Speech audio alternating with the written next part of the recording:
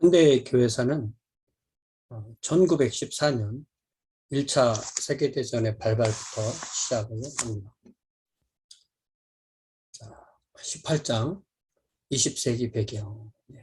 요 정치 배경을 너무 모르면 교회사를 이해하는 데 어렵기 때문에 좀 시간이 걸리더라도 한 두세 시간 20세기 배경을 공부하는데요. 20세기 배경은 제가 무엇을 참조했냐면 곤잘레스 현대교회사 그리고 세계사 연구의 편저 상식으로 꼭 알아야 할 세계사 주요 내용을 요약하고 필요한 내용을 추가하는 방식으로 했습니다. 자, 얼마나 될지 한번 해보겠습니다. 19세기에 걸쳐 서구 문명은 세계를 행복과 풍요의 새로운 시대로 이끌어 갈 것이라는 확신에 불타고 있었습니다. 이게 낙관주의죠. 200년 전에는 불가능하리라 생각했던 인류의 부와 안락한 생활이 산업혁명 1700년대 중반부터 1800년 동안에 산업혁명을 통해서 창조되었습니다. 아시아, 아프리카, 라틴 아메리카 제국 원주민은 공업국가인 유럽과 미국의 생활 방식과 지혜를 기꺼이 모방하려는 것처럼 보였습니다. 중국은 의화단 사건 1889년부터 1901년 동안 일어났던 외세, 또 기독교 배척 운동이었죠. 등 일부 부작용이 있었음에도 선교 활동은 눈부시게 발전했고 가까운 장래에 세계 모든 인구가 기독교 신자가 될 것처럼 보이기도 했습니다.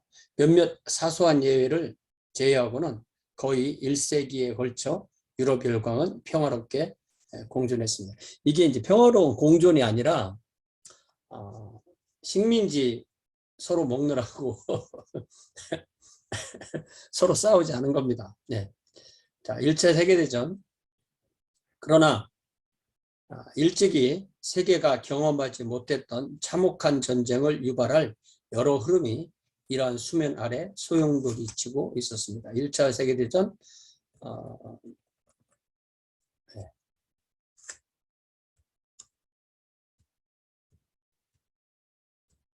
1차 세계대전. 이러한 전쟁은 혁명, 경제 침체, 인류 문명의 파괴로 이어질 것입니다. 19세기의 평화는 어떤 면에서 볼 때 유럽 열강의 경쟁이 식민지 확장의 형태를 띠고 있었기 때문에 가능했던 거죠. 유럽은 평화를 누렸으나 해외의 제3세계 국가들을 통한 대리 전쟁이 국제 외교의 한 모습을 차지하게 됩니다. 그러니까 이제 국제 군소 분쟁이 일어났다는 거죠. 자, 1914년 경에는 아시아, 아프리카, 라틴 아메리카 등의 대부분 지역이 식민지가 됩니다. 비록 정치적으로는 명목상 독립을 쟁취한 국가도 있었지만 실질적으로는 경제적 예속을 면치 못했습니다. 자, 제1차 세계대전 발발이 되는 이 트리거가 되는 사건이 1914년 6월 28일 군사 연습을 시찰하러 보스니아의 사라예보를 방문한 오스트리아 황태자 부부 페르디난드 앤 소피 페르디난드 오스트리아 앤 소피 더체스 오브 호헨베르크가 암살당하는 사건이 있습니다. 이 사건이 있기 전에 1878년부터 오스트리아 헝가리 제국의 지배를 받던 보스니아 헤르체고비나는 결국 1908년 제국에 합병됩니다. 이에 대하여 같은 슬라브족인 세르비아인은 격분했고 암살범은 세르비아의 민족주의 결사대인 검은손 그러나 루카의 단원인 가브릴로 프린치코. 네. 1918년에 이제 처형됐겠네요. 그죠? 였습니다. 그러자 한 달 후인 7월 28일 오스트리아는 세르비아에 선전포고합니다. 이어 세르비아의 형제국인 러시아가 세르비아를 원조하기 위해 전국에 총동원령을 내립니다. 러시아가 총동원령을 내리자 독일은 러시아에 선전포고하였고 이었어요. 참 어려워요. 그죠? 선전포고하였고 프랑스와 영국은 독일의 선전포고로 전쟁에 뛰어들었습니다. 그리하여 이탈리아를 제외한 삼국 동맹 트리플 얼라이언스 독일, 오스트리아, 이탈리아 또 삼국 협상 트리플 앙탕트 영국, 프랑스, 러시아 양측에 모두 전쟁 상태에 들어갑니다. 이렇게 해서 제1차 세계대전이 발발했습니다. 불가리아, 오스만 투르크 제국이 동맹국에 가담하고 이탈리아가 삼국 동맹을 떠나서 연합국에 참전합니다.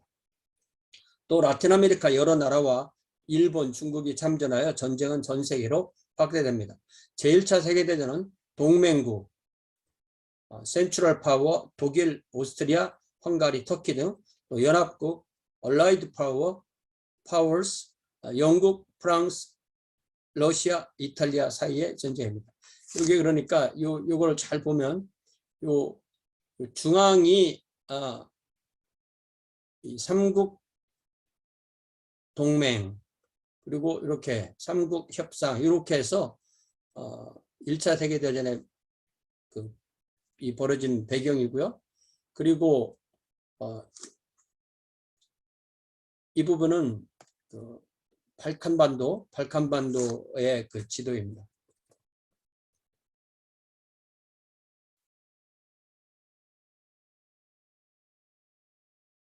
발칸반도의 지도죠. 네. 발칸반도 지도가 아주 복잡하죠. 네, 아주 복잡합니다. 여기가 이탈리아고, 여기가 이제 발칸반도인데, 여기가 그리스고, 여기가 오스만 투르크, 세르비아, 알바니아, 보스니아, 루마니아, 여기가 오스트리아, 헝가리 제국, 그 당대 지도가 이렇게 됐다는 것입니다. 자, 오스트리아 동맹국인 독일은 유라시아에서의 세력 확보를 위해 전쟁에 뛰어들면서 애초에 단기전을 계획했습니다. 그러나 독일은 서부 전선 전투에서 프랑스로 인해 진격을 저지합니다. 여기 이제 서부인 거죠, 서부. 또 동부 전선에서는 동부는 이제 파울 폰 힌덴부르크와 에리 루덴도르프의 지휘로 타넨베르크 전투에서 러시아군을 결정적으로 격파하지만 동부전선에서 전쟁은 다시 교착 상태에 빠지게 됩니다. 전황을 타개하기 위해 독일은 1916년 서부전선 베르동 전투에서 공세로 나서지만 영국과 프랑스 연합군의 반격을 받아 결국 지구전이 되고 맙니다. 이에 독일은 전 국민이 나서서 총력전의 양상을 띠게 됩니다. 자, 러시아의 전선 이탈. 블라드미르 레닌은 1917년 10월 20일경 페트로그라드로 잠입하여 사회민주노동당을 이끄는 트로츠키의 협력을 얻어서 붉은 군대, 적의군, 레드 아미를 조직하게 됩니다. 1917년 11월 7일부터 8일 사이에 적의대는 러시아 임시정부 타도에 성공했으며 모든 국가 권력이 소비에트로 넘어왔음을 선포합니다. 레닌은 혁명 직후 열린 전 러시아 소비에트 대회에서 새로운 정부인 인민위원회 소비에트 의장으로 선출됨으로써 정권을 잡아 러시아의 소비에트 정권이 탄생하게 됩니다. 그러니까 이 사람이 그 스위스로 망명할 때 다시 돌아온 건데요. 이 사람이 와서 이렇게 공산 혁명을 일으킴으로써 일단은 러시아가 전선에서 이탈하게 됩니다. 레닌은 세계 최초로 사회주의 권력을 선언했으며 참전국에게 평화 교섭을 촉구하는 평화에 관한 포고령을 발표합니다. 그러나 이것이 연합국 측으로 거부당하자 1918년 소비에트 정권은 독일과 단독으로 브레스트 리토프스크 조약을 맺고 전선을 이탈하게 됩니다. 자, 연합국 측의 해상 봉쇄로 인해 물가가 부족해진 독일이 교전 수역을 통과하는 선박에 대해서 교전국과 중립국을 구별하지 않고 격침하는 무제한 잠수함 작전, Unrestricted Submarine Warfare를 전개합니다. 그러자 이를 막기 위하여 그동안 중립을 지키고 있던 미국이 독일에 선전포고하며 전쟁에 참여하게 됩니다. 전쟁은 미국이 참여하면서 새로운 양상을 띠게 됩니다. 미국의 막대한 원조를 받은 삼국협상 측이 기세를 잡기에 이르게 됩니다. 1918년에 종전이 되게 되는데 독일은 러시아와의 휴전으로 동부전선이 안정되자 서부전선으로 총공격을 감행합니다. 그러나 4개월에 걸친 공세가 실패로 끝나면서 독일은 모든 힘을 상실했고 이와 동시에 독일 내에서 반전평화를 외치는 혁명이 일어납니다. 독일 내 혁명운동이 발전해 독일 황제 비렐름 2세가 퇴위하고 독일의 제정도 폐지됩니다. 그 사이 불가리아와 오스만 터키 제국이 차례로 항복하고 오스트리아에서도 혁명이 일어나면서 오스트리아 헝가리 제국이 붕괴했습니다. 독일의 제정이 붕괴한 후에 새롭게 들어선 사회민주당 주도의 독일 공화국 신정부는 연합국 측에 항복하게 됩니다. 서구 제국이 자랑했던, 그러니까 1차 세계대전 이전에 서구의 모든 나라들이 자랑했던 기술적 공업적 진보는 결국은 파괴력으로 과시됐습니다. 왜냐하면 이 전쟁을 통해서 잠수함, 항공기 그리고 화학 무기들이 사용되었기 때문입니다. 선진 공화국들이 해외의 여러 지역을 지배하고 있었기에 선진 공화국이 해외 여러 지역을 지배하고 있었기에 사실상 지구상의 대부분 지역이 직접적 혹은 간접적으로 이 전쟁에 휘말려 들었습니다. 4년 동안 계속된 제1차 세계대전에서는 무려 36개 나라 6,500만 명의 병사가 동원되고 이 병사 가운데 7분의 1이 사망하고 3명 중에 1명은 부상했습니다. 확실히 계산할 수 없지만 전쟁으로 인한 민간인의 피해도 이해 못지 않았습니다. 자, 전후 처리로 베르사유 조약이 열리게 되는데요. 제1차 세계대전은 1918년 11월 11일에 종결되었고 1919년 1월 8일에서 강화회의가 열립니다. 6월 28일에 이르러 독일의 막대한 배상을 요구하는 베르사유 조약이 체결됩니다. 이 조약에 의해 독일은 알자스 루렌 프랑스에 반환하고 북부 지방은 벨기에와 덴마크에 반환하고 동부 회랑지대 코리더 비스툴라 강 하구의 좁고 긴 띠 모양의 지역인데 이것을 폴리스 코리더, 이 지역의 영유권 문제가 나중에 나치 독일의 폴란드 침입 구실이 되는 것입니다. 여기를 그리고 슐레지안이라는 것은 폴란드 서남부와 체코 동북부 지역, 체코가 3분의 2는 왼쪽에 보헤미아고 오른쪽 3분의 1이 모라비아인데 그 위쪽으로 슬레지아가 있는데 이 슬레지아는 폴란드에게 할양하는 등 엄청나게 영토를 상실하게 됩니다. 또 독일은 모든 식민지를 잃습니다. 중국과 적도 이북 태평양 지역은 일본이 차지하고 남태평양과 아프리카 동부 및 남부는 영국에 넘어가고 콩고 이북의 아프리카는 프랑스가 차지하고 또한 군비 제한은 물론 징병제도도 폐지되었고 거액의 보상금을 요구하게 됩니다. 그리고 생긴 것이 바로 국제연맹, 리그 오브 네이션스. 세계대전은 민족 자결을 존중하는 흐름을 낳았으며 많은 신생국가를 탄생시킵니다. 또한 1920년 1월에 제네바에 본부를 둔 국제연맹, 이거를 붙였어야 되는데 붙였으면 좀 밑줄이 가지고 국제연맹이 세계 최초로 국제평화기구로 설립되어 약 30나라가 가입하게 됩니다. 그러나 이때 미국도 가입 안 하고 소련도 가입 안 하고 독일도 가입하지 않습니다. 하지만 국제연맹이 침략에 대한 어떠한 제재 수단도 없을 뿐더러 열강의 이익만 우선하는 형식적 동맹에 지나지 않으면서 사실상 그 의미가 유명무실해졌습니다. 이런 베르사유 체제는 1920년 중반에는 안정된 모습을 보였지만 1929년 세계 대공황 때 이탈리아와 독일에서 파시즘이 대두하면서 붕괴했습니다. 자, 아까 잠깐 나왔던 러시아 공산혁명에 대해서 다시 좀 자세하게 봅니다. 1917년 러시아 제국은 1721년에 시작되어서 1917년에 망하는데 러시아 제국의 혼란은 혁명을 불러옵니다. 러시아야말로 19세기 진보 사상에 거의 침투하지 못했던 유일한 유럽 국가였습니다. 독재적 중앙 집권 정부와 대지주 귀족은 전통적 모습대로 나라를 통치했습니다. 카를 마르크스는 자기가 예견했던 혁명이 공업화가 제대로 이루어지지 않았던 러시아에서 처음 발생할 줄은 상상하지 못했을 것입니다. 카를 마르크스 1818년에서 83년. 카를 마르크스 잠깐 보면요. 마르크스는 유대계 독일 출신 경제학자, 프랑스와 영국에서 활동합니다. 그의 공산당 선언, Manifesto of the Communist Party, 그리고 자본론, 캐피탈, 제1권, 이 서구문명에 지대한 영향을 끼치고 이것이 러시아나 공산주의의 가장 기초 문서가 되는 거죠. 기초 사상을 일으킨 사람이 마르크스입니다. 자, 마르크스는 원래 산업과 자본의 발전에 따라 공업 노동자의 혁명이 발생할 거라고 생각했지만 농노는 이러한 혁명을 별로 달갑게 여기지 않으리라 기대했습니다.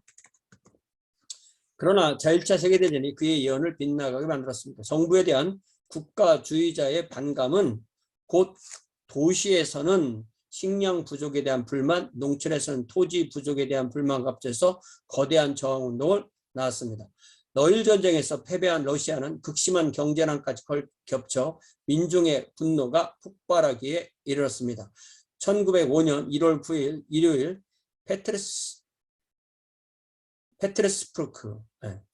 페트르스부르크 노동자 20여만 명이 20만여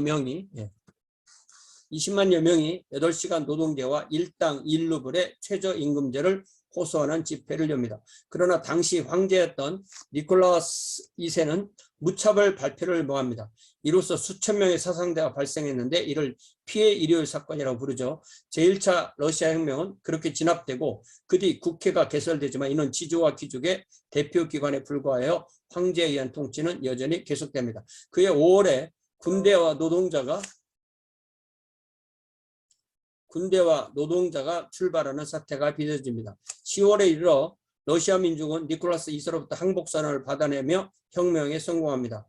이로써 러시아의 봉건제가 붕괴하게 되고 그 후 총리가 된 스톨리피는 강경정책으로 질서 회복을 추구하는 반동 정치를 펼쳤습니다. 그는 농업혁명을 통해 농촌 공동체를 해체하고 자정론의 육성을 시도하지만 빈농의 생활고는 개선되지 않습니다.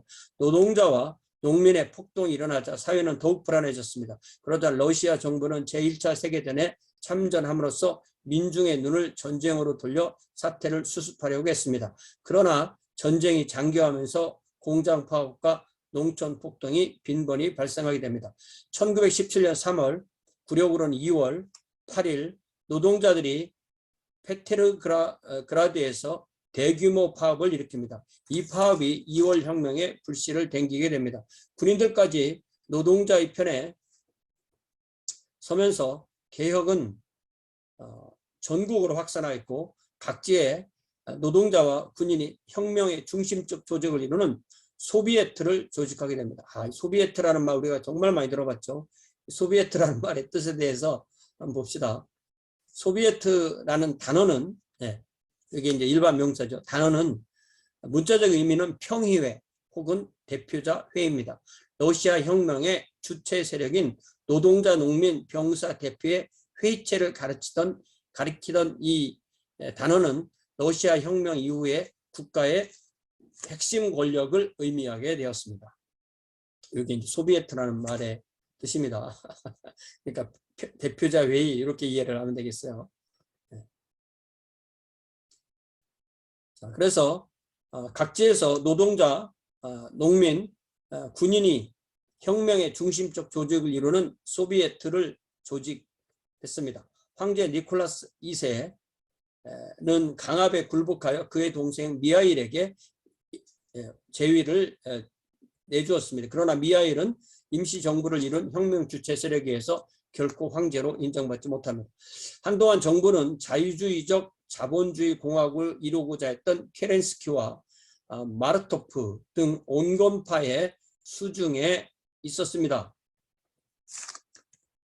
그러나 정부가 경제 정책에 실패한 후 레닌과 그가 이끄는 볼셰비키, 이 볼셰비키는 러시아 사회민주노동당의 다수파를 의미하는 단어입니다. 다수파. 소수파는 멘셰비키 이렇게 말하는 거예요.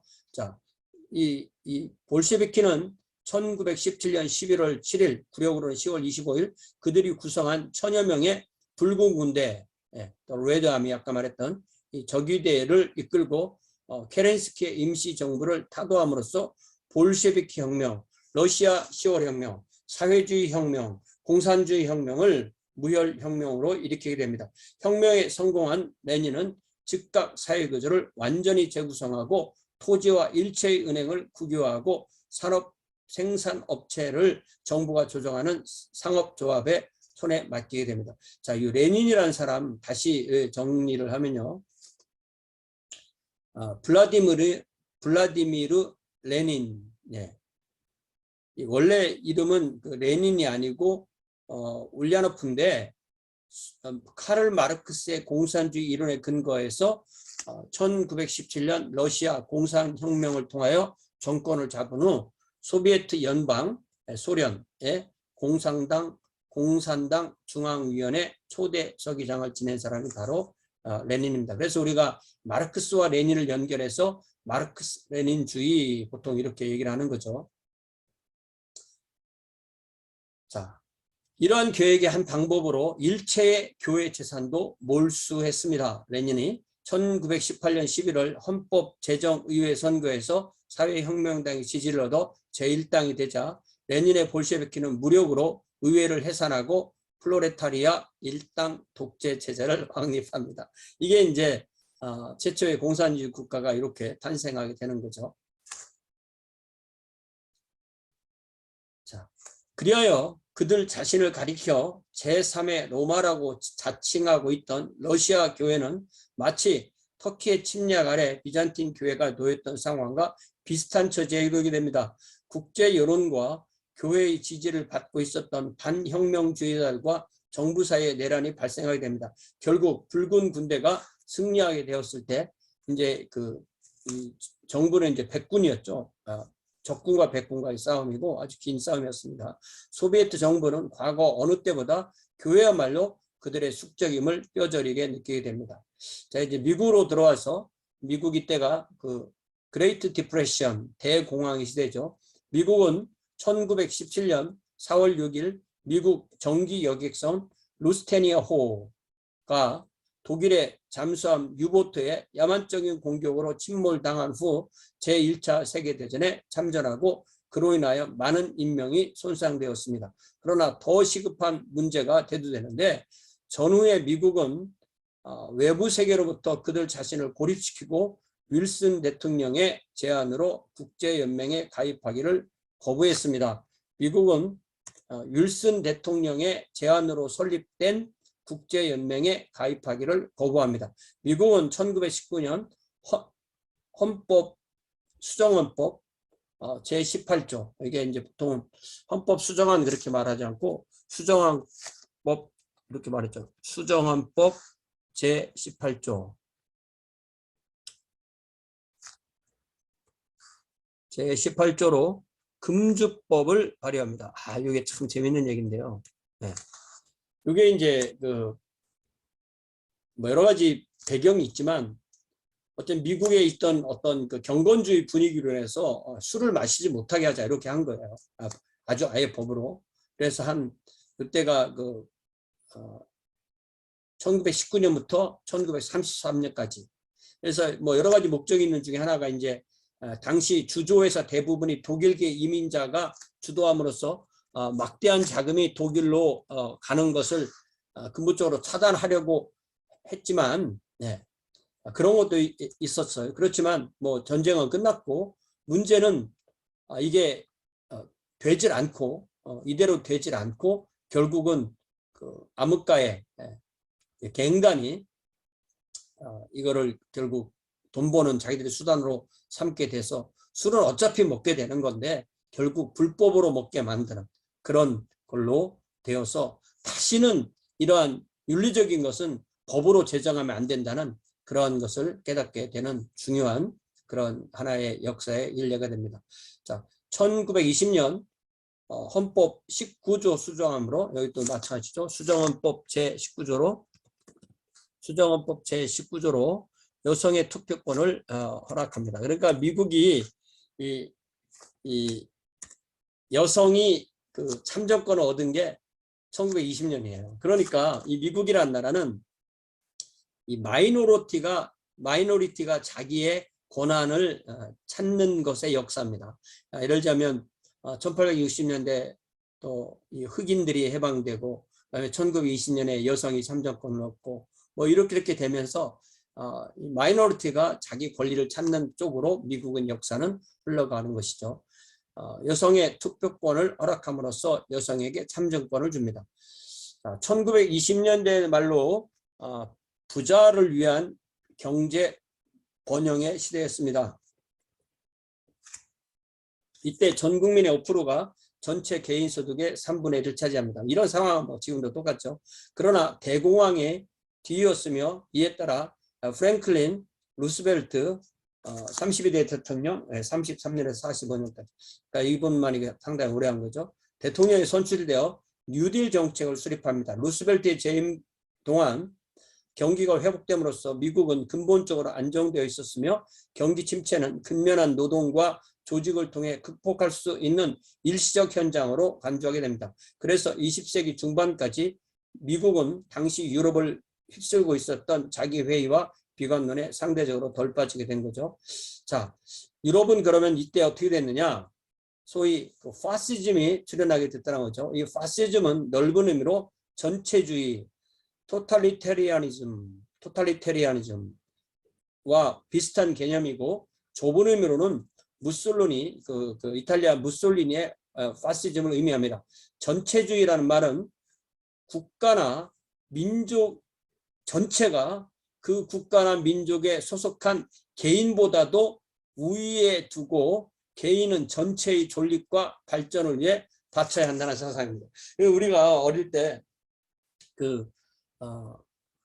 제가 60년생이니까 어릴 때 초등학교 때서 국민교육헌장이라는 거 만들어서 우리가 외우라고 해서 외웠거든요. 거기에 그 유명한 문장 중에 하나가 나라의 발전이 나의 발전의 근본임을 깨달아. 이게 상당히 전체주의적이잖아요. 나의 발전이 나라의 발전의 근본임을 깨달아. 이렇게 돼야 되는데 이게 좀 반대로 된 거죠. 네. 이 두 개가 사실은 같은 거라고 볼 수 있죠. 균형을 이루어야 된다고 볼 수 있죠. 자, 무솔리니의 파시즘, 히틀러의 나치즘, 또 일본 제국의 군국주의 등이 전체주의 파시즘의 범주에 듭니다. 이 세 나라가 추축국을 구성하여 제2차 세계대전과 태평양 전쟁을 일으켰습니다. 파시즘은 사회주의와도 다른 개념, 민주주의와의 다른 개념, 공산주의와도 다른 개념이고 국가가 국민보다 우선한다는 사상을 담고 있습니다. 민주주의가 국민에 의한, 국민을 위한, 국민의 by the people, for the people, of the people 이거를 모토로 한다면 링컨이 말한 것처럼 파시즘은 국가에 의한, 국가를 위한, 국가의 by the nation, for the nation, of the nation이 모토가 된다고 할 수 있습니다. 요 양자가 어떤 면에서 균형을 이루어야 되는데 개인과 공동체잖아요. 근데 이것이 완전히 개인주의로 가도 안 되고 완전히 공동체주의로 가도 안 되고 이것이 항상 어떤 균형을 이루는 것이 맞는 것 맞다 이렇게 저는 이해를 합니다. 자, 이탈리아부터 보면 이탈리아의 파시즘, 유럽에서는 많은 이가 국제연맹을 통해 제1차 세계대전과 같은 비극적 사건이 반복되지 않기를 바랐지만 1919년 베니토 아밀리카레 안드레아 무솔리니가 파시스트당 내셔널 파시스트 파티를 통하여서 주도한 파시즘의 출현으로 이런 소망이 무산되기 시작합니다. 무솔리니는 모든 것은 국가에 있으며 국가 밖에는 아무것도 없고 국가에 반항하는 자는 존재할 수 없다. Everything in the state, nothing outside the state, nothing against the state 라고 외칩니다. 처음 무솔리니 지도로 이탈리아에서 강화됐던 파시즘은 전쟁을 신성시하여 상처난 국가 자존심을 파시즘은 전쟁을 신성시하여서 상처난 국가적 자존심을 이용하고 국가 전체를 전체주의적 병기로 변환시킵니다. 처음에는 과격한 혁명 군자들과 합세했으나 곧 공산주의에 대한 공포를 이용해서 산업 자본가들과 연합하고 권력과 경제력을 독점한 새로운 귀족층을 창조합니다. 그들은 민족주의를 강조함으로써 국가적 자존심을 자극하고 민주주의와 정치적 자유주의를 증오하면서 일부 자본가들을 위한 독재 국가를 형성하는 것이 이 전체적인 양상입니다. 무솔리니의 표현대로 그들은 아이를 낳는 것이 여성의 임무, 또 남자들은 전쟁터에 가서 싸우는 것이 남자의 임무. 네. 전체주의를 생각하면 이제 개미의 집단사회 이런 거 생각하면 되는 거죠. 독일의 나치즘, 독일의 정치적 상황을 보면 아직 제1차 세계대전이 진행 중이었던 1918년 11월 7일에 발생한 혁명으로 독일 황제 빌헬름 2세가 강제로 퇴위됐습니다. 1919년 1월 선거를 통하여서 사회민주당, 민주당, 중앙당의 연정이 권력을 잡아 바이마르 공화국이 탄생했습니다. 자, 이제 히틀러가 등장하게 되는 건데요. 히틀러는 1889년에서 1945년 56살에 죽은 거네요. 오스트리아 출신 화가였죠. 아돌프 히틀러는 1차 세계대전 참전 이후 군인이었는데 군의 명령으로 군정보부원의 신분을 속이면서 1919년 5월 극우 정당인 독일 노동자당에 가입함으로써 그의 정치 세계에 입문합니다. 참 재밌죠. 예. 거기 가서 그 정치를 배운 거예요. 자기가 그런 기질이 있다는 것, 연설을 잘한다는 것을 배우게 된 겁니다. 뛰어난 연설로 그 지도력을 인정받은 히틀러는 1920년 자신이 소속한 정당을 국가사회주의 독일 노동자당, 이게 이제 나치당의 정식 이름이에요. 내셔널, 이게 이제 영어로 읽으면 내셔널 소셜리스트 저먼 워커스 파티.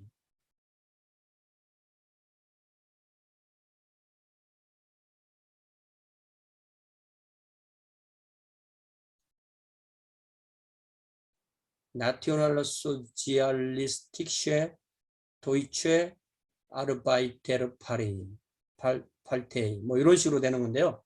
이게 이제 정식 이름은 영어로는 NADAP인데 보통 이거를 여기 N, Z 이렇게 해서 나치스 이렇게 부르게 됩니다. 이게 이제 나치당의 원래 이름의 명칭이 독일 사회주의 국가사회주의 독일 노동자당 이거예요. 로 바꾸도록 했습니다. 히틀러는 당내 투표 543대 1이라는 압도적 표를 얻어 1921년 7월 29일 당의 총수 피어러가 되게 됩니다. 이 점 히틀러는 아돌프 헤스, 헤르만 괴링, 에른스트 램 등의 지지자를 얻습니다. 여기 이 사람들이랑 같이 그런 짓을 한 거죠. 히틀러는 무솔리니의 자극을 받아 1923년 11월 뮌헨에서 봉기를 일으켰으나 실패하고 감옥에 갑니다. 그는 옥중에서 자서전을 쓰는데 그것이 그 유명한 나의 투쟁. 히틀러 같은 사람은 이런 뭐 나의 투쟁 이런 거를 굉장히 유명한 책이라고 생각하고 어릴 때부터 우리가 이런 거 읽어야 된다고 했는데 결코 존경할 인물은 못 되는 것 같아요. 5년형을 받았지만 8개월 후에 석방된 히틀러는 나치당을 재건하기에 힘썼습니다. 그러나 독일 대중은 나치당에게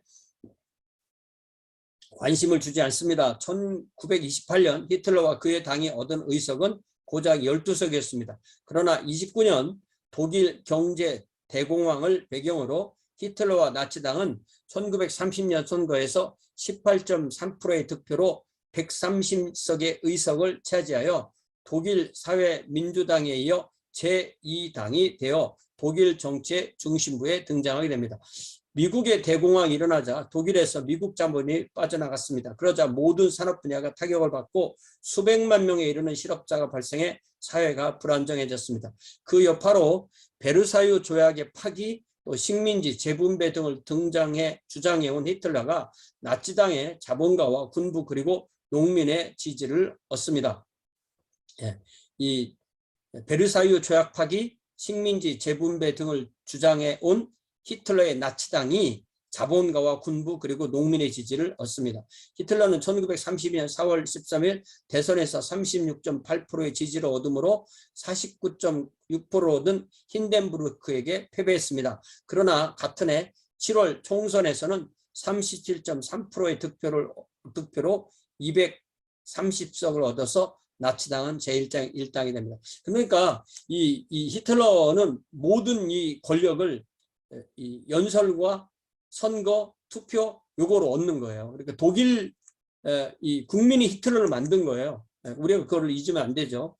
1933년 1월 힌덴부르크 대통령은 나치당과 연정을 구상하면서 히틀러를 총리로 임명합니다. 히틀러는 1933년 2월 27일 독일 제국을 건립합니다. 이 제국이라는 말을 딱 쓰면 이미 그때부터 우리가 다른 나라를 침략해서 다른 나라 우리나라로 만들겠다는 거잖아요. 우리나라 밑에 복속시키겠다는 거죠. 그래서 이거를 보통 제3제국이라고 보통 이렇게 얘기하는데요. 이 제3제국을 이렇게 밑으로 내려가 보면 이게 각주로 보면 무슨 말이냐면은 히틀러는 신성 로마 제국 962년에서 1806년 신성 로마 제국을 오토 1세로부터 보면 962년이라고 하고 프랑스의 갑자기 또 이름이 생각 안 나나요? 800년부터 볼 수도 있고 그렇습니다. 자, 그거 다음에 이것이 끝난 때가 이제 나폴레옹의 제국이죠. 그것이 끝나고 난 뒤에 자기가 제국을 세워서 독일 제국이 이제 그러니까 요 신성 로마 제국도 이제 독일 중심이니까 독일 제국 그리고 독일 제국이 1871년부터 1918년 그리고 자신이 세운 제국을 제3제국이라고 불렀고 그러나 이 이름은 여러 적대국에게 히틀러의 야욕을 보여주는 역할만 했을 뿐입니다. 그러니까 제국이라는 말을 딱 붙이면 이미 그런 야욕이 있다는 것이 드러나게 되는 거죠. 800년 샤를대제죠. 샤를만요. 자, 1934년 힌덴부르크 대통령이 사망하자 히틀러는 총리와 대통령 Führer und Reichskanzler 그래서 이게 이제 총통 이렇게 되는 거죠. 총리와 대통령. 처음에는 총리 이거만 있었는데 총수 이거만 있었는데 총통 총리와 대통령 이렇게 됐다는 거죠. 자, 권력을 잡은 히틀러는 먼저 유대인을 탄압하기 시작합니다. 1935년 히틀러는 국제평화를 위한다는 명분으로 징병령을 공포하는데 이는 사실상 베르사유 조약 파기이며 재군비 선언입니다. 이게 이제 이미 전쟁밖에는 우리가 살 길이 없다 이렇게 가는 거죠. 히틀러는 공황의 탈출구로 군수산업의 확대와 침략을 모색하게 됩니다. 자, 이게 이제 그 전쟁 전에 이런 추축국 나라들이 어떻게 가는 걸 보는 거죠. 일본의 군국주의. 자, 일본은 1차 세계대전으로 전쟁 특수를 누려 경제를 부흥시킵니다. 그러나 전후 유럽과 무역 전쟁이 격화되고 1918년 쌀소동, 1923년 9월 1일에 발생한 관동 대지진, 간도 간도 후지산 동쪽 지역이고요. 수도 도쿄를 포함하는 1도 7현 지역에 일어났던 이 관동 대지진으로 일본의 경제는 피폐해집니다. 급기야 1929년 세계 대공황으로 일본 경제는 혼란에 빠지고 정당이 몰락합니다. 그러자 군부가 대두되고 대륙 침략을 개시하기에 이르게 됩니다. 1931년 일본은 만주 사변을 일으켜서 만주를 점령하고 이듬해 상해 사변으로 중국과 대립합니다. 그해 7월에 청나라 최후의 선통제 부위를 황제로 맞이하여 일본 식민지로 만주국을 건국합니다. 그러나 국제연맹에서 일본의 만주 침략이 판명되자 일본은 1933년 국제연맹을 탈퇴하고 독일, 이탈리아와 동맹을 맺기에 이르렀습니다. 우리가 일본한테 당한 생각을 하면 아찔하죠. 전체주의 확산. 1936년에 이르러 파시즘은 폴란드, 오스트리아, 헝가리, 그리스, 루마니아 그리고 불가리아 등에서도 상당한 영향력을 행사합니다. 1939년에 프랑코, 스페인의 프랑코가 스페인 내란에서 승리를 거둠으로써 스페인 정권을 장악하게 됩니다. 자, 드디어 이제 2차 세계대전이 발발하게 되죠. 2차 세계대전 1939년에서 45년.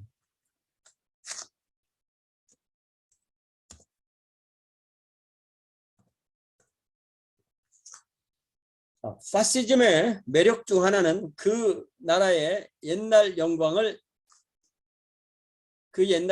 되찾겠다는 것입니다. 무솔리니는 로마 제국의 재건, 그리스 파시스트는 스파르타 군국주의와 비잔틴 제국의 영광, 스페인의 팔랑해당은 스페인 제국의 황금시대 중흥. 그러니까 다 중흥하겠다고 하면은 이게 말이 안 되는 거죠. 이러한 여러 가지 약속과 소망은 당연히 상호 모순적이었지만 이러한 배경에 자리 잡은 전쟁의 신격화, 언론 자유에 대한 혐오, 전체주의적 민족주의 그리고 일체의 평등주의 반대 등으로 파시스트 운동을 한데 뭉쳐서 일체 민주주의 반대, 자유주의 반대, 평화주의 반대로 하는 그런 하나의 광풍이 몰려 일으키게 되는 것입니다. 그러니까 2차 대전은 결국 이 파시즘과의 전쟁이라고 이렇게 할 수 있습니다. 자, 추축국의 형성. 이탈리아와 독일이 연합하여 추축국 엑시스 파워스를 이루는데 후에 일본이 이에 가입하게 됩니다. 독일은 독일 소련 조약에 의해서 러시아의 중립을 약속받습니다. 이 조약 체결 한 달 후인 1939년 9월 유럽은 다시 전화에 휩싸이게 됩니다. 자, 이 추축국, 이 추축이라는 게 이제 그 차 같은 데 보면은 가장 밑에 있는 차의 그 축을 말하는 거잖아요. 추축국이란 제2차 세계대전 당시 연합국에 대항한 국가들로서 특히 독일, 이탈리아, 일본의 3국을 가리키며 알바니아, 불가리아, 핀란드, 헝가리, 루마니아, 에스파냐, 체코슬로바키아 등도 포함됩니다. 그 기원은 1936년 10월 아돌프 히틀러와 베니토 무솔리니가 독일, 이탈리아 양국의 병행적 이해에 관계되는 모든 문제에 대하여 공동행동을 취한다는 내용의 협정을 체결한 데서 비롯됩니다. 무솔리니는 이 협정을 가리켜 협동과 평화의 의지에 고무된 전 유럽 국가들이 그것을 위하여 함께 협동할 수 있는 추축이라고 불렀는데 그 이후부터 독일, 이탈리아 양국의 제휴관계를 베를린 로마 추축이라고 했습니다. 그해 11월 독일과 일본의 양국 간의 방공협정, 비행기를 막는 걸 방공이라고 하죠. 방공협정이 체결되고 1937년 1월 독일, 이탈리아, 일본의 3국 방공협정으로 확대되어서 1940년 9월 3국 군사동맹이 체결됨으로써 베를린 로마 추축은 베를린 로마 도쿄 추축이라고 불렸습니다. 이후부터 추축국이라는 용어가 일반화되었고 3국의 경우 이외에도 대외 정책 면에서 긴밀한 공동 보조를 취하는 국가들을 가리키는 말도 됩니다. 그래서 이 세계 제2차 대전은 추축국 대 동맹국, 얼라이언스 이렇게 전쟁이 되는 거죠. 이게 왜 제가 이런 거를 하느냐면요. 우리가 아는 것 같아도 모르니까. 저도 마찬가지입니다. 이렇게 자꾸 안 읽어보면 자꾸 잊어먹고 모르니까 배경을 좀 보자는 거죠. 자, 히틀러는 1939년 9월 1일 선전포고도 하지 않고 폴란드를 침공함으로써 제2차 세계대전을 일으킵니다. 또다시 30년 만에 전 세계가 전쟁의 소용돌이에 말려 들어갔습니다. 일단 파시스트 국가들, 추축국은 러시아가 전쟁에 개입하지 않도록 확인했고, 실제로 러시아는 추축국과의 친선관계를 10분 활용해서 독일과 공동으로 폴란드를 분할하고 발트해 연안을 점령합니다. 서유럽 국가들이 파시스트의 수중에 들어가고 일본은 동양에서 영토를 넓혀가고 있었습니다. 그러나 1941년 마침내 독일이 러시아를 침입하고 일본은 진주만을 공수함으로써 그 어느 강대국도 중립을 지킬 수 없게 되었습니다. 확전. 추축국이 유럽 대부분을 장악했으므로 중요한 전선은 이제 태평양, 북아프리카, 독소 전선 그리고 영국 해협으로 연결됩니다. 그러나 실제 전쟁은 아프리카의 식민지 근동 그리고 남미 우루과이에 있는 플레이트 강까지 벌어지고 있습니다. 그때까지 알려지지 못했던 남태평양의 섬들이 일상 용어 속에 끼어들게 되고, 그때까지도 외부 세계와는 단절된 상태에 살고 있던 오지의 원주민은 자기들의 창공에서 공중전이, 이 추축국과 동맹국 사이에 공중전이 벌어지는 것을 목격하게 되었고, 자기들이 알지 못했던 여러 국가에서 자기들의 토지가 새롭게 분할되는 경험을 해야 했습니다. 전쟁에 참여한 나라는 모두 57개국이었습니다. 종전 후 밝혀진 피해는 엄청난 것이었죠. 주로 전쟁에 참여한 나라의 전사자 혹은 행방불명자의 수는 사람들을 놀라게 했습니다. 실제로 전사자와 행방불명자의 숫자는 1,500만 명에 달했습니다. 이렇게 보면 1918년, 19년에 있었던 17년, 18년 그때 있었던 그 스페인 독감, 이게 스페인에서 일어났던 것이 아니에요. 스페인 독감으로 죽은 사람이 5천만이라고 하거든요. 근데 이 전쟁으로 죽은 사람은 1,500만이잖아요. 그러니까 이 전염병이 얼마나 무서운 걸 알 수 있는 거죠. 지금은 이 코비드로 지금 한 7, 800만 이렇게 되는 거 생각하면 그때가 얼마나 심했나 알 수 있고, 또 특히 스페인 독감은 젊은 사람들이 많이 죽었어요. 참 이 전쟁과 전염병, 기근, 전쟁, 전염병 이런 것들이 인류의 큰 재난이죠. 전사자와 행방불명자 숫자는 1,500만 명. 이는 미국 사람 450명 당한 사람, 영국 사람 150명 당한 사람, 프랑스 사람 250명 당한 사람, 이탈리아 150명 당한 사람, 소련 22명 당한 사람, 독일 25명 당한 사람, 일본 46명 당한 사람, 중국 200명 당한 사람. 그러니까 이게 무슨 얘기냐면은 독일과 이 소련 또 일본 이런 데가 특히 더 사람이 많이 죽었다는 얘기죠. 이 수치에는 이를 능가하는 민간인 희생자, 또 나치 동맹국에 의해서 학살된 수백만 명의 유대인. 유대인을 히틀러 혼자 죽인 게 아니에요. 히틀러가 죽이자고 할 때 거기에 동조한 사람들이 있었기 때문에 600만 명 이상이 죽게 되는 거죠. 그러니까 이 2차 세계대전 전체로 해서 다 죽은 사람을 모으면 거기도 5천만 이렇게 될 수도 있겠네요. 그리고 전쟁의 직간접적인 결과인 질병과 기근으로 죽은 무수한 사람들의 수는 포함되지도 않았습니다. 그렇게 보니까 그렇게 이해할 수 있는 거죠. 요 스페인 독감으로 미국에서도 엄청 많이 죽었고, 대한민국에서도 그때 한 20만 명이 죽었다고 그래요. 그러니까 스페인 독감이 사실은 가장 최근에 있었던 것 중에는 아주 심한 거였죠. 자, 핵시대와 냉전시대. 그래서 낙관주의는 퇴조하게 됩니다. 전쟁이 가져온 또 하나의 결과는 19세기에 만연했던 서구 문명의 미래에 대한 낙관적 풍조가 사라졌다는 점입니다. 서구 문명은 기독교 가치관과 기술적 발전의 혼합을 통해서 인류에게 풍요한 미래를 가져다 줄 수 있다는 것으로 확신하고 있었습니다. 그들은 세계의 더 불우한 인간을 깨우치고 선도하는 것이 백인의 임무라고 믿었습니다.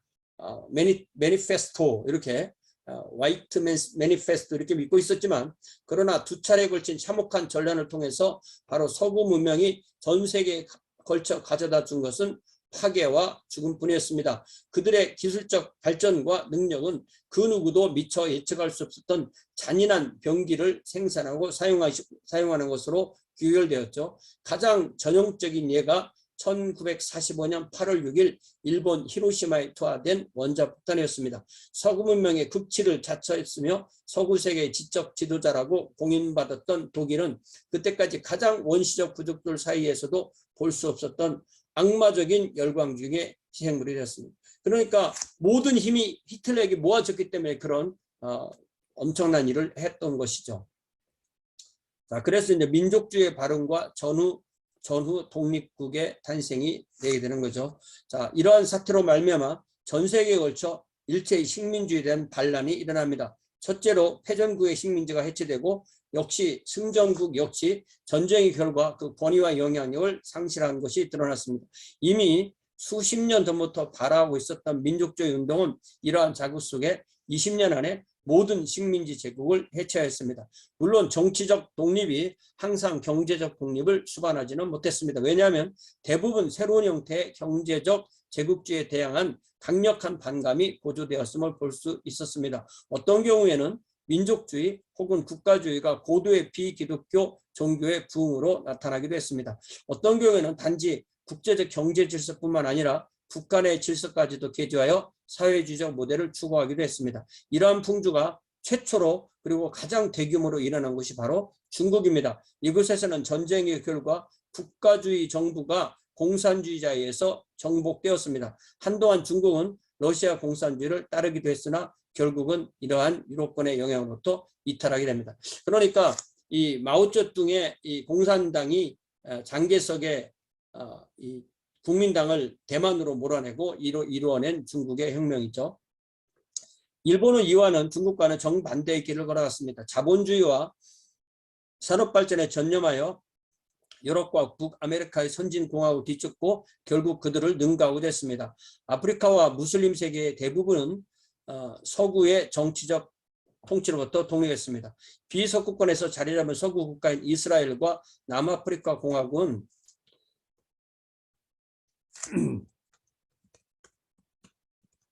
인근 국가로부터 강한 압력을 받게 됩니다. 라틴 아메리카 제국과 신생 독립 국가는 20세기 최대의 과제가 가난한 국가들의 유리한 경제 질서의 확립과 이러한 기반에 근거한 외교 관계의 재정립 그리고 자기들의 범주 안에서의 부의 재분배라고 확신하게 됐습니다. 자, 서구 국가는 이 사이에서 어떤 변화가 있었는가? 이러한 변화 속에서 미국뿐만 아니라 유럽의 전통적 국가는 갈피를 잡지 못했습니다. 이러한 서구 제국의 많은 이들은 제국주의 정책이야말로 고상한 이상의 결과라고 배우면서 자라났습니다. 이런 관점에서 볼 때 반식민지적 반동은 혼란을 가져올 수밖에 없었습니다. 따라서 그들은 이러한 움직임이 제3세계 국가와 주민에게도 결국은 해독을 가져올 사악한 음모의 결과라고 설명할 수밖에 없었습니다. 반식민지 운동에 대한 이러한 이해는 냉전의 관념에서 더욱 심해지게 됩니다. 자, 냉전이라는 말은요. 냉전의 정의는 콜드워 45년부터 91년까지 냉전은 제2차 세계대전 직후부터 널리 사용된 공산주의와 자본주의 국가 사이의 갈등을 일으키는 명칭. 큰 전쟁은 하지 않았지만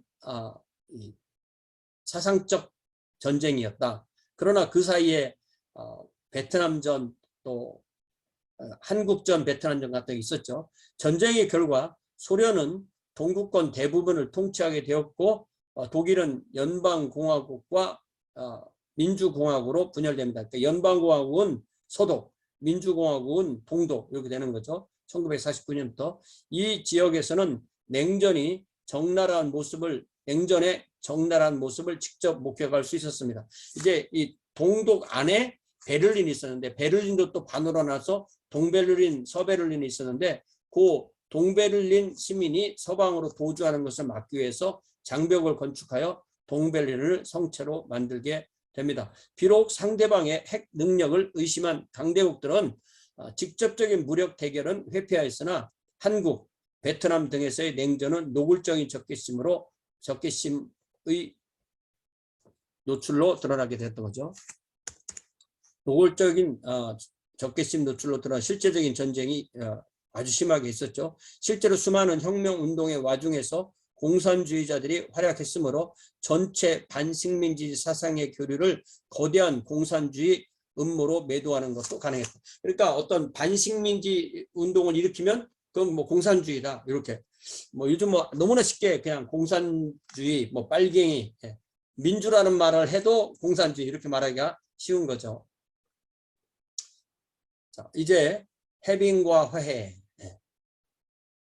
지금까지 시대입니다. 소련에서는 1964년 10월 농업정책의 실패와 중소 논쟁의 격화 등으로 인해 후르시초프가 총리직을 사임하게 됩니다. 그 최고의 간부 의장을 맡던 브레즈네프가 제1서기를 맡게 됩니다. 브레즈네프는 코시킨을 총리로 기용하고 이두체제를 갖추지만 1970년대에 들어서서 그 실질적인 1인 체제를 구축하고 안정된 권력을 구사합니다.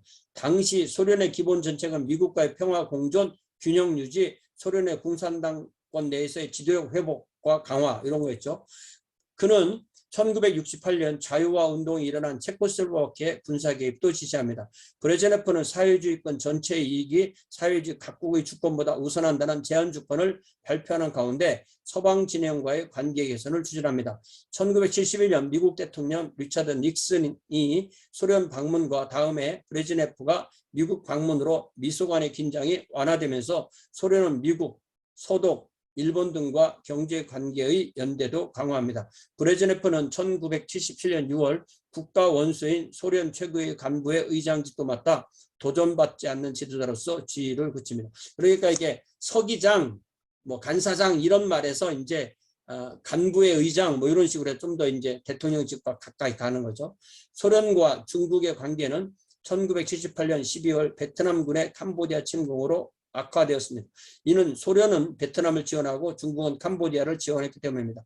1979년 소련은 반정부 운동이 일어난 아프가니스탄을 침공합니다. 그러자 오랫동안 소련의 지배를 받던 아프가니스탄에서 무자헤딘, 전사라는 뜻이고요. 게릴라 부대가 창설됩니다. 무자헤딘은 미국과 사우디아라비아 등 자유진영의 전포적 지원을 받으며 게릴라전을 펼쳤습니다. 10년 동안 이어진 이 전쟁은 결국 많은 난민을 내는 분쟁으로 발전합니다. 그러니까 이게 처음에는 이 민주진영이 미국에서 도와줬지만 결국은 이 미국이 준 이 무기로 다시 미국이 당하게 되는 게 역사의 아이러니 같습니다.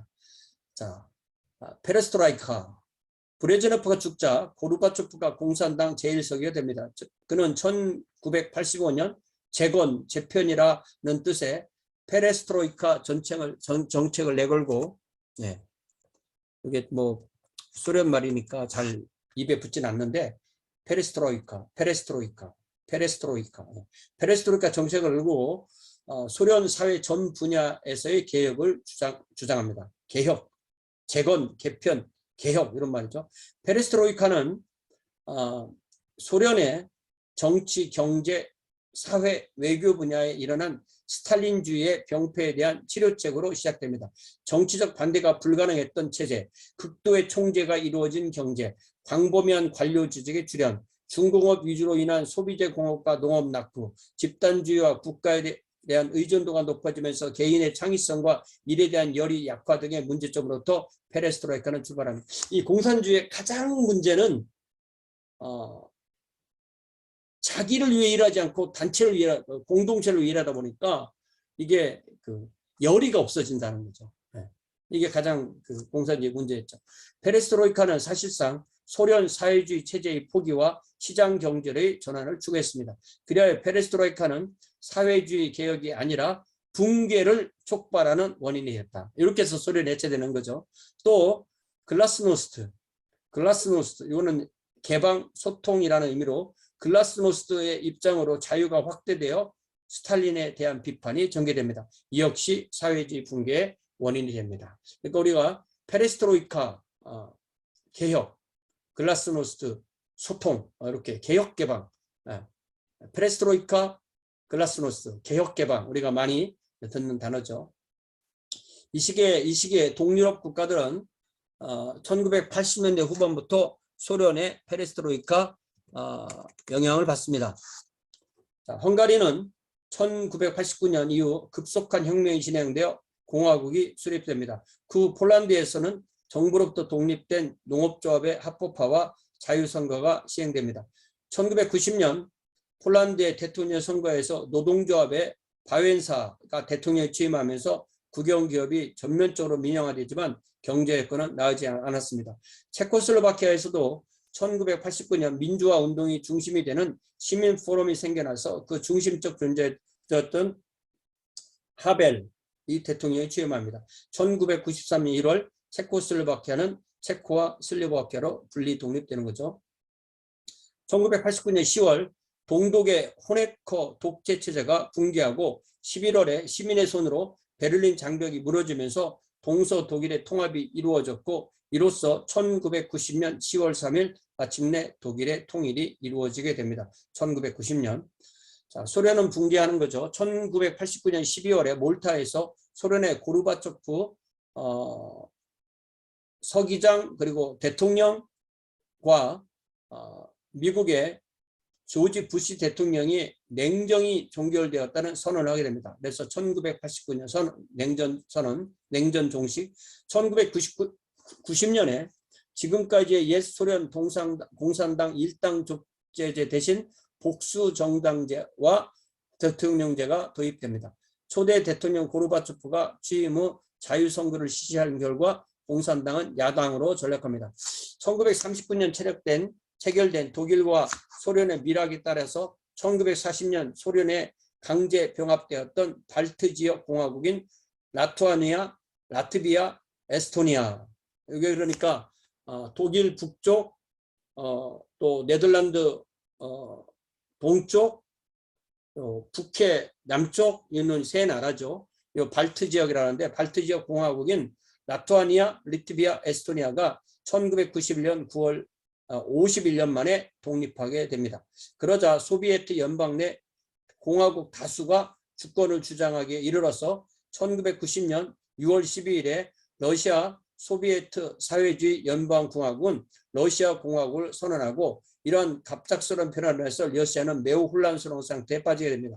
1991년 12월 러시아 공화국을 중심으로 독립국가연합이 결성되어서 고르바초프가 소련 대통령을 사임하게 됩니다. 결국 69년에 걸쳐진 소비에트 사회주의 연방공화국은 해체됩니다. 우리가 우리가 어릴 때 소련 그랬지만 이 소련이라는 말에 무슨 말이 소비에트 사회주의 연방공화국이죠. 독립국가 연합에 참여한 나라는 다음과 같습니다. 러시아, 카자흐스탄, 벨라루스, 우크라이나, 몰도바, 아르메니아, 아제르바이잔, 우즈베키스탄, 타지키스탄, 키르기스스탄, 그루지아. 이 그루지아는 이제 영어로는 조지아라고 그러죠. 자, 요즘 그 전쟁하고 있는 소련과 우크라이나 이렇게 되는 거고요. 그리고 벨라루스는 러시아 나라라고 했죠.